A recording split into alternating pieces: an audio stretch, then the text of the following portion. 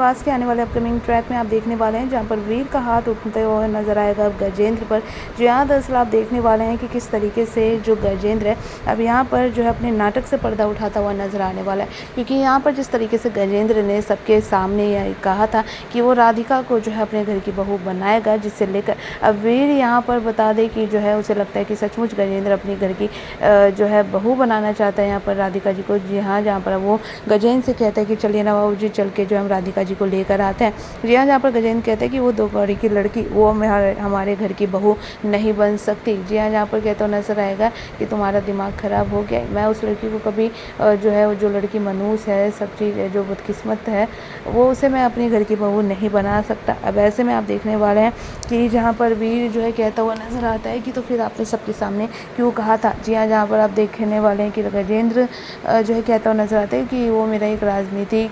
सत्ता था, क्योंकि हमें ऐसे ही करना होता है, हमें हाथी की दाँत दिखाने के और करने के कुछ और ही करना पड़ता है। इसे लेकर अब यहाँ पर आप देखने वाले हैं कि अब गजेंद्र यहाँ पर राधिका के बारे में उल्टा फुल्टा भी बोलता हुआ नजर आएगा, जहाँ कह गया है कि जो है वो लड़की तो मनहूस है, वो जबकि इस घर की बहू बनने का तुम सोच भी कैसे सकते हो कि मैं उसे इस घर की बहू बनाऊंगा। जी हाँ, जिसे लेकर आप देखेंगे अब यहाँ पर फूटने वाला है काफ़ी ज़्यादा वीर का गुस्सा, और क्योंकि यहाँ पर वो कहता हुआ नजर आएगा कि वो लड़की मनहूस है और जो है वो एक जो है बदनसीब लड़की है। जी हाँ, जिसे लेकर वीर कहता हुआ नजर आएगा कि बस पापा जी से। हाँ, जहाँ पर आप देखेंगे कि उसका हाथ उठता हुआ नजर आएगा, जिसे लेकर